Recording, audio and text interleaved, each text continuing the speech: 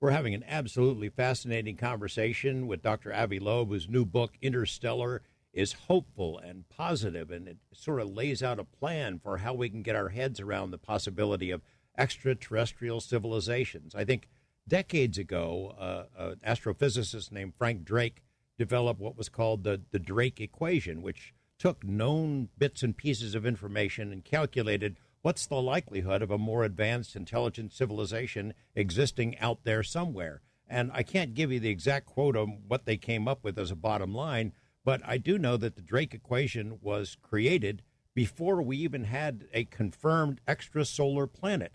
And in the last couple of years, we've confirmed more than 2,500 of them.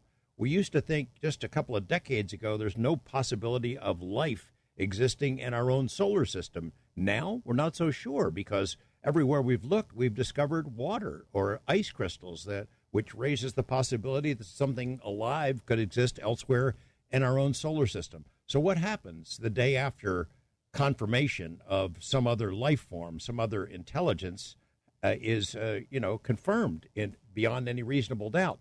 We're going to get into that in this next hour with my guest, Dr. Avi Loeb. We'll be right back. Dr. Loeb, we know what happens on our planet when a more advanced civilization discovers a less advanced people.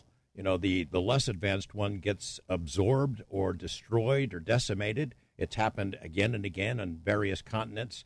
What happens if your the little bits and pieces that you discovered out there on the bottom of the Pacific Ocean, that you can confirm that they are in fact technological artifacts, not just natural elements? What happens the day after that? How does our world react? Well, I think most people just go by their day. They don't. You can see it in the film Don't Look Up. It will take time to convince people to change their life based on this realization. But, we went through that already. We thought that the universe centers on us, and then Copernicus and Galileo realized, no, the Earth is actually moving around the sun. We're not the center. That was a big change for people to accept, and we got used to it. And now we are able to reach Mars thanks to this. If we thought that Mars moves around the Earth, we would never get there with our rockets. So it takes time for people to adapt, but ultimately it's good for us to know that if we have neighbors, that we do. And of course, in the case of this expedition, it's not so much the composition of those spherules, but we are planning to go again and look for bigger pieces. And if we find an object with buttons on it, it's obviously a technological gadget. And then the question would be, should we press a button? And I asked the students in my class at Harvard. Half of them said, no, please don't press any button. It would affect all of us. And the other half said, please do. We would like to see what happens. And then one of the students said, Professor, what would you actually do given this conflicting views? And I said, I would take it to a laboratory and examine it before engaging with it. But you're asking me, how will people respond? First of all, I don't worry about any warnings that even Stephen Hawking expressed. That he said, it will be dangerous for us to reveal our existence or to communicate with anything extraterrestrial. I don't think about it this way, because to me the encounter would be more like a colony of ants on the pavement looking at the biker that is passing by. I mean, the biker doesn't have any agenda with respect to the ants. In fact, if there is a visitor from far away, the journey must have taken millions to billions of years, and humans did not exist on Earth more than a few million years ago. So they didn't have us in mind, and we are not a threat at this point in time because their technologies are probably much more sophisticated than ours. So it's actually an opportunity for us to learn about future technologies more than for them to engage in any conflict. And I see it as as something that is beneficial for us. And we should be curious to figure out what they know and what kind of science and technology they may have. And I don't see it as dangerous at all. But indeed, most people would just go, ignore it, perhaps at first, but it doesn't really matter. You don't need the approval of other people. Once we figure out this thing, it will capture the imagination of young people, and we will make more and more progress as time goes on in finding out what these neighbors know and what they were seeking and so forth. And here I'm talking just about space trash. These are objects that are floating in space and colliding with Earth by chance. And just like plastics in the ocean, they accumulated over time in space, and we just find them. But there is also the other type, which is functional devices. That could be the unidentified anomalous phenomena. These are objects that are doing something. And, of course, dealing with them might be more complicated because, we have to figure out what they are looking for, what they are doing. And it's just like having a visitor in your backyard. It makes no sense to have a protocol to say, if the visitor is this type, that's what I'll do. If it's a different type, because our imagination is limited by our experience. And these could be well beyond what we imagine. It would look like a miracle to us, many of the things that are happening, because it's just like the experience of a cave dweller coming to New York City for the first time. All the gadgets would look like miracles and sort of like a religious experience in a way. Moses looked at the burning bush, and that convinced him that God exists. But think of the burning bush as some gadget from another civilization doing things that Moses did not expect. In fact, a very advanced scientific civilization is a good approximation to God. It will do things that we cannot imagine. And if I had the Galileo Project cameras, next to Moses, I would inform Moses of what temperature this bush has and how much energy per unit time is emitted from it. And I could tell Moses if this is a natural bush or something from a higher superhuman entity. Being informed about that, Moses would have a better idea whether to believe in a superhuman entity. The Galileo Project, as you point out, does not need to wait on government. You're proceeding and using the resources that are available. You think that we can answer some of these questions without necessarily traveling to some extrasolar planet, that we can find out quite a bit here, as you did with that expedition out into the ocean. But you have to be curious what evidence exists in government files and vaults. We've all heard the testimony. Without necessarily embracing some of the things that have been claimed about bodies and craft stashed in government hangars, you must be curious whether or not the answers to some of your questions are already in the hands of government employees, right? Yeah, I'm very curious. The problem is that even David Grush did not witness the evidence. He just heard 40 people talk about it and mention these programs that the government has. And obviously, the different parts of government do not know about each other. So the question is whether Congress will be able to get to the bottom of this by contacting the people that Grush spoke with and eventually expose those materials. I'm worried that even if they exist and these materials are in the possession of some corporations, for example, that hearing about what is happening in Congress, these corporations will move the material somewhere else, or somehow the evidence will disappear. It's not clear to me that we will get to the bottom of it, but now there is a chance that some Congress people will dig deeper, and there is also the new legislation that is being proposed to establish a department of 9 people that would actually look into all the classified information within government and release some of it. So, I'm I hope that if such evidence exists, we will get to see it. I would love to see it as a scientist to help the government figure it out. Because if it's interstellar, they are not a scientific organization. They will never get to the bottom of it. And if it's interstellar, it has nothing to do with national security. Because from far away, the way we split the land on this rock, the Earth, is completely irrelevant. The senders of whatever the government found do not care about national borders. And it's completely inappropriate for the government to hold this secret. If they do, it should be information shared by all humans the way science is done. You make the point in your book, Interstellar, that really figuring this out is essential to human survival. We may not know what's going to happen in 10 years or even 100 years, but we do know what's going to happen if we don't blow ourselves up or poison our planet. Further down the road, we're going to need to get out of here, right? Exactly.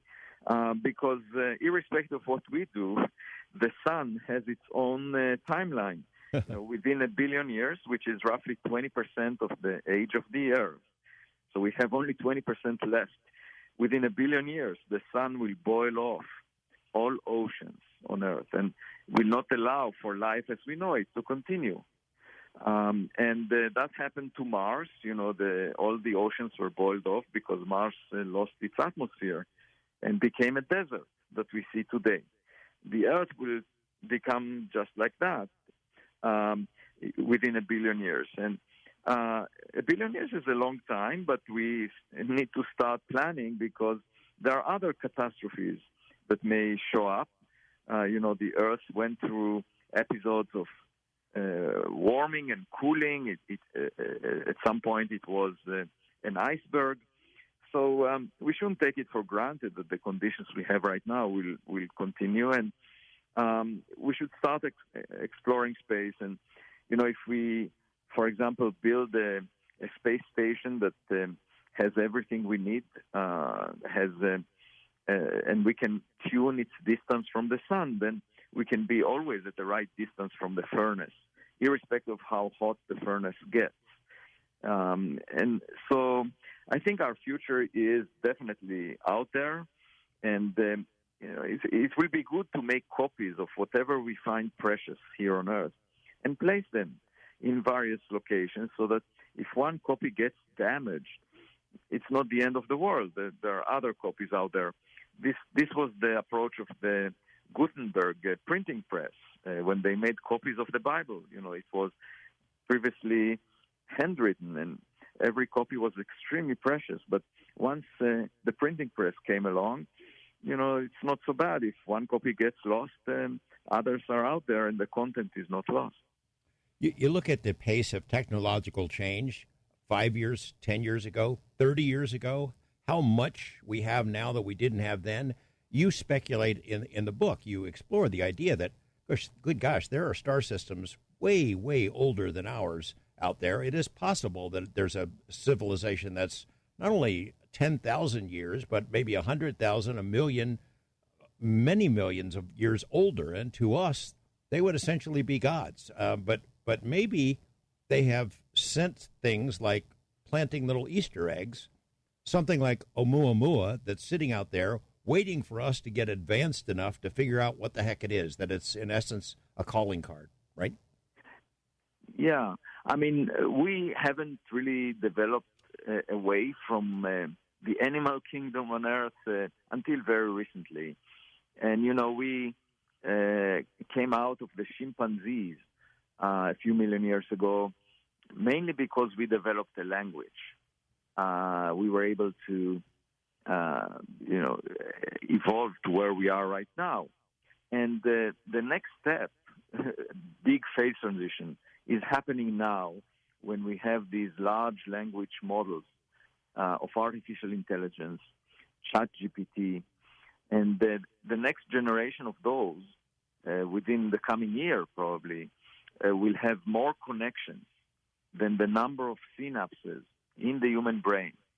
So once again, language, these large language models are becoming smarter than humans.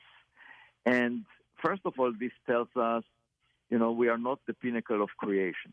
there is something better than us that could come along the way in terms of intelligence. We tend to think, most scientists argue that thinking that there are extraterrestrials out there is an extraordinary claim because we are the smartest here on Earth. Well, first of all, this is now about to be disputed by AI systems. It's sort of like an alien that we created, an alien intelligence. But beyond that, most stars form billions of years before the sun. There are, billions of stars in the Milky Way galaxy alone and tens of billions of galaxies like the Milky Way in the observable volume of the universe. And to think that Albert Einstein was the smartest scientist who ever lived since the Big Bang, that's a crazy proposition.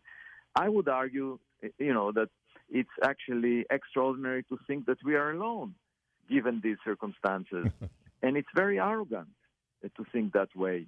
But my colleagues also say, extraordinary claims require extraordinary evidence. And I say, evidence doesn't fall into our lap. We need to search for it. And extraordinary evidence requires extraordinary funding. So you can see that throughout science, that huge amounts of money, billions of dollars were poured into questions to which we have no answer.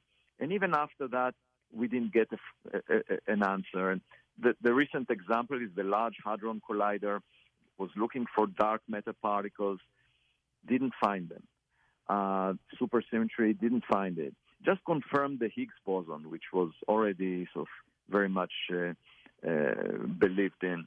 And so that's the way science is done. You have to invest in the search. And, the Galileo project that I'm leading, we had some funding from donations to start with, but we need more funding to build more observatories to look for UAP, unidentified anomalous phenomena.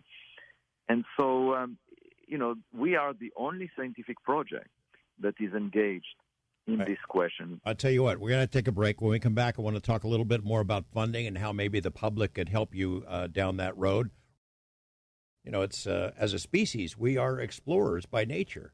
It's inevitable if we don't blow ourselves up that we'll get out there someday, and might an older, more advanced civilization have sent probes our way to check us out.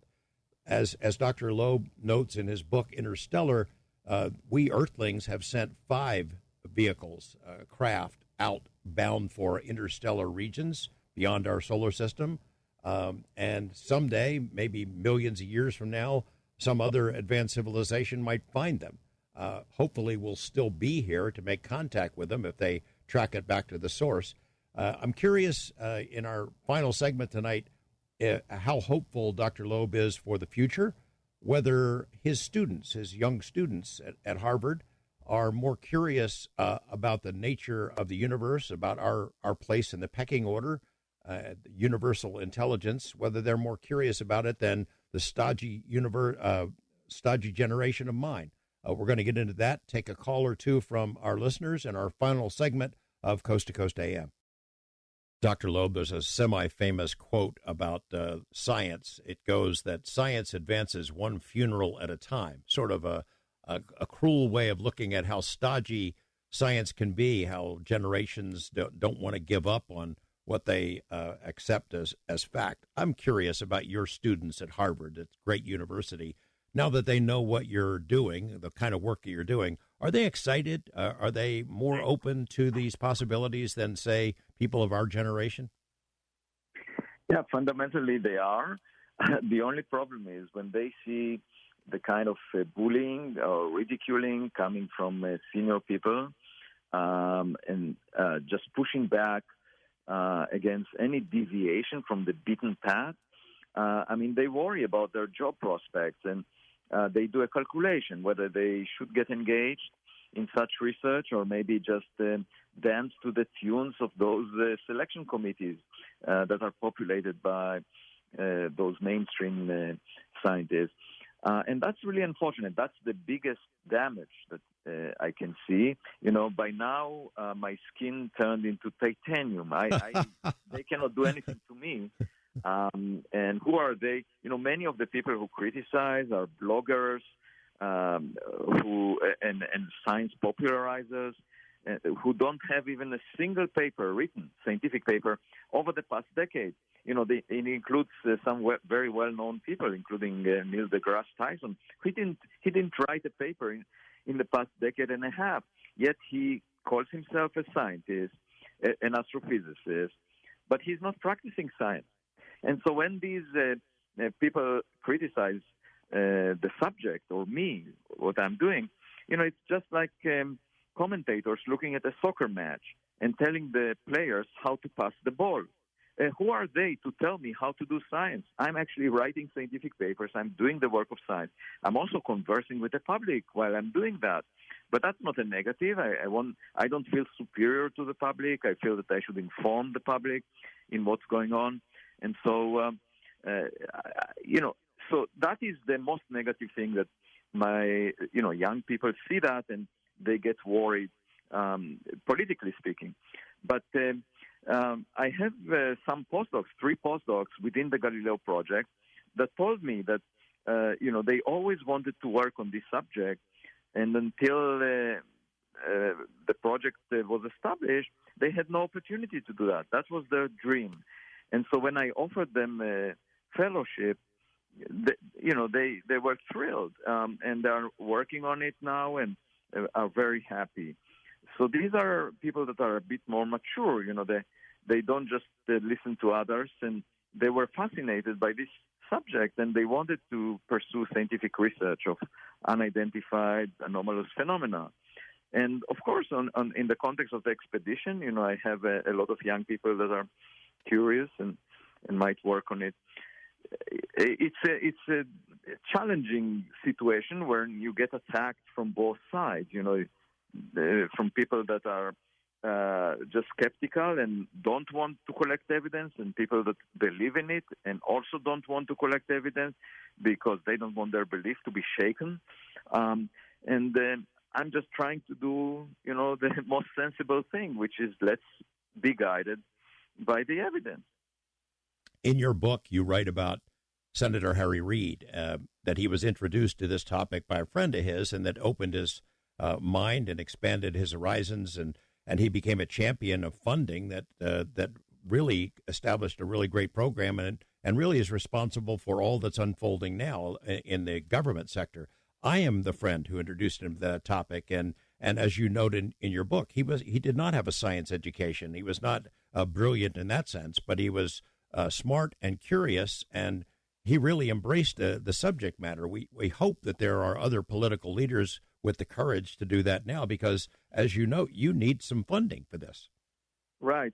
I mean, Chuck Schumer actually mentioned Harry Reid in a recent statement when the defense bill was discussed. And right. He obviously, many people are inspired by what Harry did. So, yes, we do need funding. And by the way, the funding is not at a very high level. I mean, big science projects like the Webb telescope or the Large Hadron Collider, they consumed $10 billion. What we need in order to get to the bottom of unidentified aerial phenomena is funding at a level of tens of millions of dollars. So that's just, it's less than a few percent of that. It's 1% or so of the total that is invested in big science projects. So it's really small compared to the biggest investments that we have in science. But at the moment, I received only a few $1 million, which we are almost about to exhaust right now this year.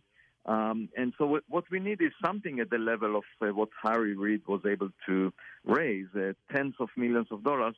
That could bring us very close to, what we aim at, which is to build tens of observatories around the country that look at the sky 24/7, collect data, and analyze it.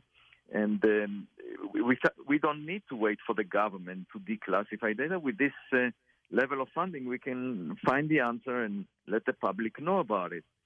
And, it's within our reach. I imagine it'd be risky to accept government money. You'd have to worry about strings attached, wouldn't you? Yeah, I would much rather have private donations. we have on the Galileo website a button that says support us. It could be crowdfunding. It could also be someone that is inspired by this study and would like to promote it. And, we know exactly what needs to be done because we built an observatory that is functioning right now. We just need to make enough copies of it so that we get good statistics, a lot of data, and the data will be open to the public, and people could look at it, and whatever we find, we'll let everyone know. We'll take a call from Brendan in Austin, Texas. Good morning, Brendan. You're on with Dr. Avi Loeb. Thank you, George Knapp and Dr. Avi Loeb. It's a huge pleasure. I will be quick because everybody wants to hear what you're saying, but I liked what you were saying with the anti-war statements and the don't look up reference. I have two quick questions. How would you respond to the criticism of somebody who said that you're just using your Harvard degree weight to control the UAP narrative? Specifically, not everybody agrees with Dr. Sean Kirkpatrick in Arrow and doesn't think that he has a good faith assessment of the information. And I know that you've worked with him in some capacity. And real quick, the second question, Art Bell, one of our loved people that used to be on here, mentioned that scientists' ego and career are so wrapped up in this topic that maybe the scientists might be more upset than the religious with the ET revelations and with the Brookings report. Did you have any thoughts on that?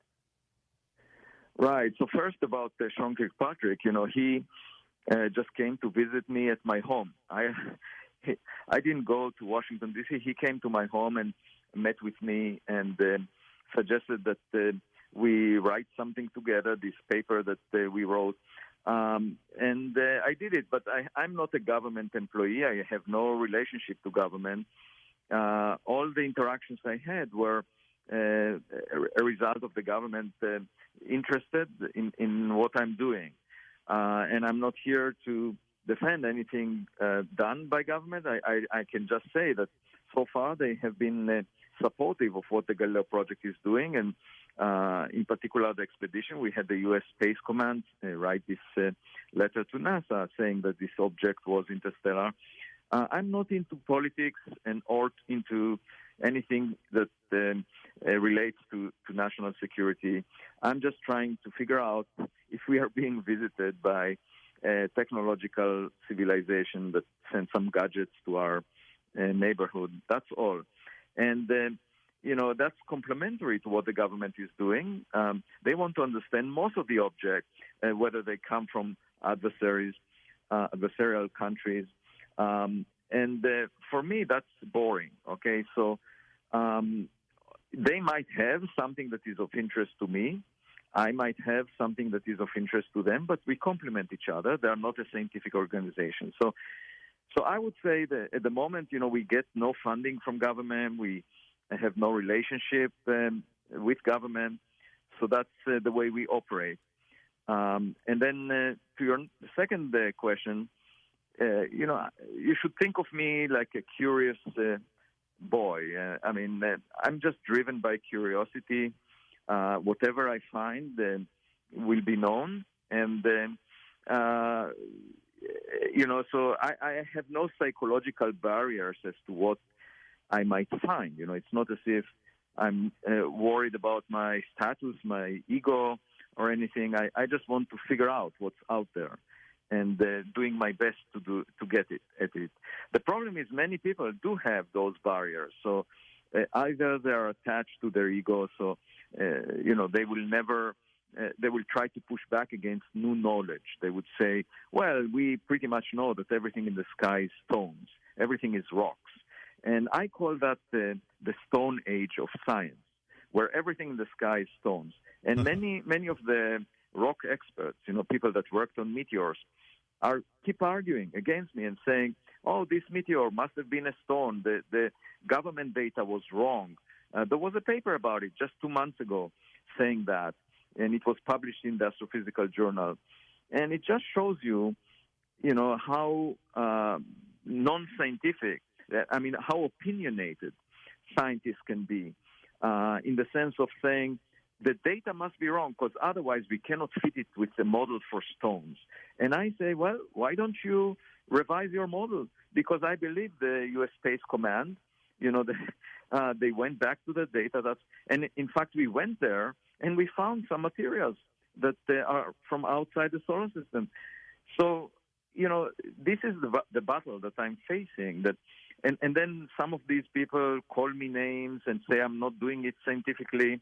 I'm deviating from the scientific method when I'm actually collecting materials, studying them, and posting the results. That's the scientific method. So in terms of who is not scientific, I would point to them because they have an opinion and they don't want to doubt their opinion based on evidence. They want to doubt the evidence. And so the issue of scientists, they are just like human beings, okay? And like anyone else, they have their own ego. They have honors and awards that they are running after. And that biases the way they look at it. And I'm trying to behave like the kid in the room. I don't want to behave like the adults in the room because the adults very often, are trapped by these psychological things. And if I see something, like if I see the emperor has no clothes, then I would say it. And they would say, no, the emperor has clothes and they're invisible. Like Oumuamua has a cometary tail, but it's invisible. That's what they said in many papers. It's a hydrogen iceberg, nitrogen iceberg. And I say, no, we don't see a cometary tail. It's not a comet. I'm just doing it in the most, naive way. And let the chips fall where they may. And the more data we get, the clearer the picture will get. So it's a very difficult challenge for me to stay that way because of what you mentioned about people attached to their ego and past knowledge. But I think eventually we'll prevail, just like, Galileo had to be in house arrest, but eventually the results were confirmed by others, and indeed the Earth moves around the sun. I mean, who cares what people say? Objects are out there. Whatever they are will not change by how many likes on Twitter or X these ideas get. In some ways, Dr. Loeb, I'm kind of sympathetic to the Pentagon in that, they gather a lot of data. They have sensors, they have satellites, they have a worldwide presence. So, of course, they collect a lot of information that would be relevant to what you're trying to learn. I know a lot of it is sensitive because of the platforms on which it's gathered. Seems like there should be a happy medium where somebody like Tim Gallaudet, a former admiral who works with the Galileo Project, could get a clearance to go ahead and go through some of that stuff, sift through it, keep out the stuff that might jeopardize national security, but get the raw data that would be of use to your study. We got like a minute left, so we'll have to wrap it up soon. Yeah, exactly. I completely agree with you. The government is, they have a day job to monitor the sky. That's why they find unusual things. Astronomers focus on distant sources and small portions of the sky usually, so they don't see those things. And indeed, the government may have some useful information, but we need it out. Yes. Dr. Loeb, I really enjoyed your book, Interstellar, The Search for Extraterrestrial Life and Our Future in the Stars. I hope people will check it out. It's so hopeful and encouraging and well-written, and you're welcome here anytime. Thanks so much for being with us. Thanks for having me. It has been a great pleasure and privilege. I'll talk to you soon, I hope. Thanks also to my earlier guest, Nick Redfern, to my colleagues there at Coast to Coast, Donna Walker and Michael Cosio, Lex Lonehood, Dan Kalani, Chris Boros, Lisa Lyon, Tom Danhauser, and, of course, George Norrie. I'm George Knapp. I'll be back next Sunday night. Good night, everyone.